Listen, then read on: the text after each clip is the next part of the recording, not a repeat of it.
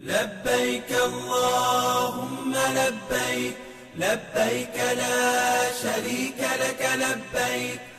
إن الحمد والنعمة لك والملك لا شريك لك۔ طواف کا اجر۔ حضرت عبداللہ بن عمر رضی اللہ عنہما فرماتے ہیں، میں نے نبی کریم صلی اللہ علیہ وسلم کو یہ فرماتے ہوئے سنا کہ جو شخص بیت اللہ کا طواف کرے تو ایک قدم اٹھانے کے بعد دوسرا قدم پڑھنے سے پہلے اس کے لیے ایک نیکی لکھ دی جاتی ہے اور ایک گناہ معاف کر دیا جاتا ہے اور ایک درجہ بلند کر دیا جاتا ہے، ایک غلام آزاد کرنے کے برابر اجر۔ حضرت عبداللہ بن عمر رضی اللہ عنہما فرماتے ہیں،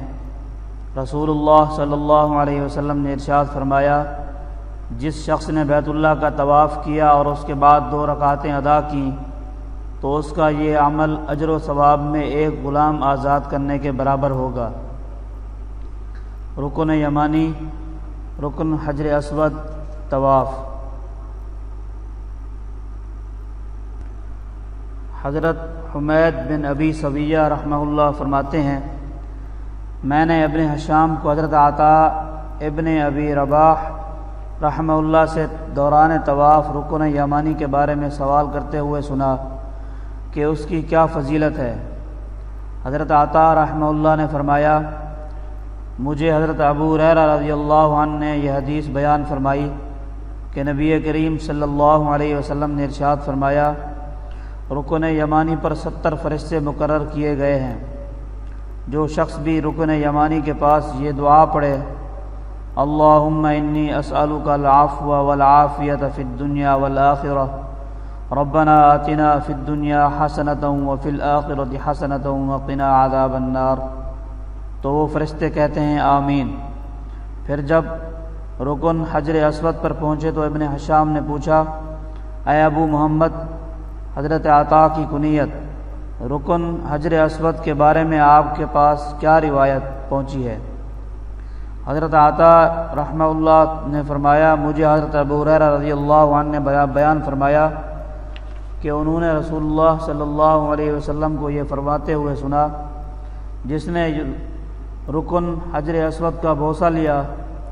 تو گویا اس نے رحمان جل شانہ کے ہاتھ کا بوسہ لیا۔ ابن ہشام نے کہا، اے ابو محمد، طواف کی کیا فضیلت ہے؟ حضرت عطاء رحمہ اللہ تعالی نے فرمایا، حضرت ابو ہریرہ رضی اللہ عنہ نے مجھے یہ حدیث بیان فرمائی ہے کہ انہوں نے نبی کریم صلی اللہ علیہ وسلم کو یہ فرماتے ہوئے سنا، جس نے بیت اللہ کے گرد طواف کے 7 چکر کاٹے اور ان میں سبحان اللہ والحمد للہ ولا الہ الا اللہ واللہ اکبر ولا حول ولا قوت الا باللہ کے سوا اور کوئی گفتگو نہیں کی تو اس کے گناہ مٹا دیے جاتے ہیں اور اس کے لیے 10 نیکیاں لکھ دی جاتی ہیں اور اس کے 10 درجات بلند کر دیے جاتے ہیں۔ اور جس نے طواف کیا اور طواف کی حالت میں بات چیت بھی کی تو وہ صرف اپنے دونوں پاؤں کے ساتھ رحمت میں ایسے داخل ہو گیا جیسے کوئی پانی میں صرف اپنے پاؤں داخل کرے۔